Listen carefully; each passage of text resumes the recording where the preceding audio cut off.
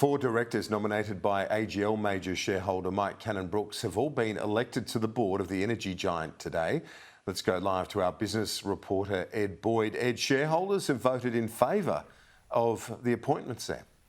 Big win here for Mike Cannon-Brookes, who owns about 11.3% of the AGL Energy shareholding stock. So he nominated four directors and they were all elected by shareholders today at the annual general meeting in Melbourne. So what it means now is Mike Cannon-Brookes has four nominated directors on the AGL board of 9 people in total. So he's got a lot of power now to make decisions at the company. Obviously, his strategy is to decarbonise AGL. It is Australia's largest coal-fired power electricity producer.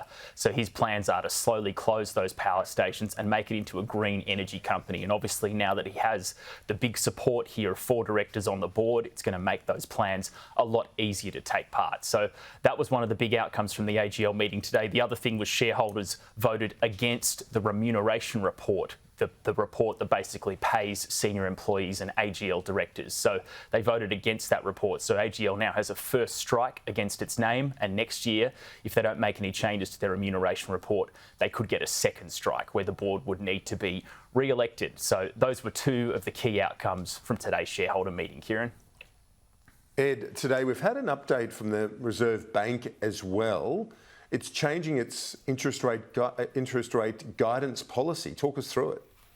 Yeah, remember a couple of years ago and early last year as well, the Reserve Bank at every cash rate decision would basically say we don't expect to see interest rates rising until 2024 at the earliest. Now, that was the guidance that they were providing at the time, which they believed was correct. Well, today they've done an assessment on that guidance and concluded that it was actually wrong. It wasn't right to actually put a set date in place like 2024. So from now on, the Reserve Bank's going to be more hesitant to provide guidance like that, because I think it did confuse a lot of people in Australia who thought interest rates would be staying at record lows for a much longer period, because we know the cash rate was at 0.1%. It's now at 2.85% and it's expected to keep rising. So the other outcome today from the Reserve Bank was the minutes from its most recent board meeting earlier this month in November.